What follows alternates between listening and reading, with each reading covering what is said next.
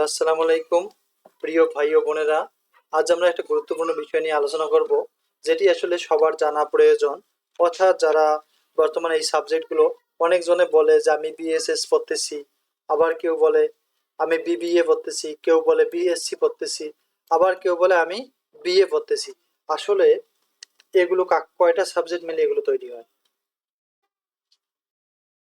এখানে বিএসএস কয়টা সাবজেক্ট মিলে তৈরি হয়, বিবিএ কয়টা সাবজেক্ট মিলে তৈরি হয়, বিএসসি কয়টা সাবজেক্ট মিলে তৈরি হয়, বিএ। অর্থাৎ কোন কোন সাবজেক্ট নিলে বলতে হবে আমি বিএসএস পড়ি, কোন কোন সাবজেক্ট নিলে বলতে হবে আমি বিবিএ পড়ি, আবার কোন কোন সাবজেক্ট নিলে বলতে হবে বি।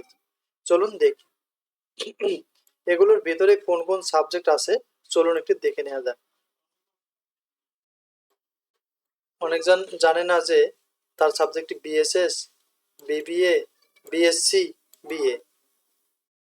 বিএসএস এর পুনরূপ হচ্ছে bachelor of social science.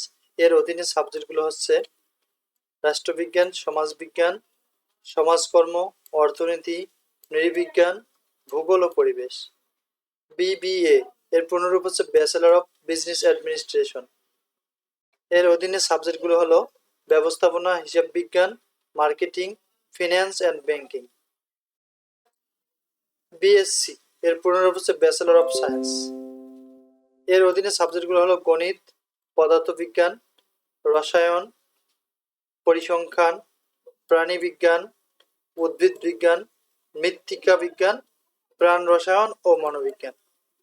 BA এর বিএ বলতে কি বোঝানো হচ্ছে? Bachelor of arts. এর অধীনে সাবজেক্টগুলো হলো বাংলা, ইংরেজি, আরবি, পালি, সংস্কৃত, ইতিহাস, দর্শন, ইসলাম শিক্ষা, ইসলামী ইতিহাস ও সংস্কৃতি। শিক্ষা বিষয়ক বিভিন্ন তথ্য এবং চাকরি রিলেটেড যে কোনো তথ্য পেতে অবশ্যই চ্যানেলটি সাবস্ক্রাইব করবেন। সামনে 19তম নিবন্ধন এবং যে কোনো চাকরি রিলেটেড মডেল, এগুলো আমরা এখানে শেয়ার করে থাকি, যেগুলো সম্পূর্ণ এর শিক্ষাভিত্তিক। সো যদি ভালো লাগে ভিডিওটি অবশ্যই সাবস্ক্রাইব করবেন। এরকম বিভিন্ন বিষয়ে জানতে অবশ্যই চ্যানেলটি সাবস্ক্রাইব করে রাখতে পারেন এবং শেয়ার করে দিতে পারেন যাতে অন্যরা দেখতে পারে। Thank you for watching this video.